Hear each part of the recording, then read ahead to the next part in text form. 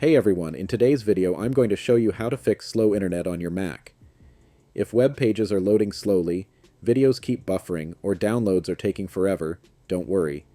I'll walk you through a few simple steps that can help speed things up. Let's get started. Step 1. Restart your Wi-Fi. First, click on the Wi-Fi icon in the top menu bar and select Turn Wi-Fi off. Wait a few seconds, then turn it back on.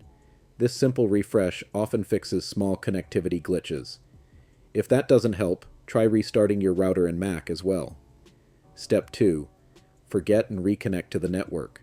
Click the Apple logo, go to System Settings, then select Network from the left side. Click Wi-Fi, then tap Details next to your current network. Now click Forget this network, confirm, and reconnect by entering your Wi-Fi password. Step 3. Disable unused network features. While you're in the network settings, go to Proxies and make sure all boxes are unchecked unless you're using a specific network configuration. Click OK to apply the changes. Step 4. Reset network settings via Terminal. If you're still having issues, open Terminal and run the following command to reset your DNS cache. Enter your password when prompted and press Enter. This clears out any old or corrupted DNS data. Step 5. Use wireless diagnostics. Hold down the Option key, then click on the Wi-Fi icon in the top menu bar. From the drop-down, choose Open Wireless Diagnostics.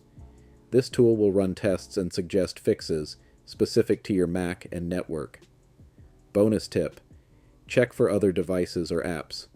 Sometimes your internet is slow because other devices on your network are using up bandwidth.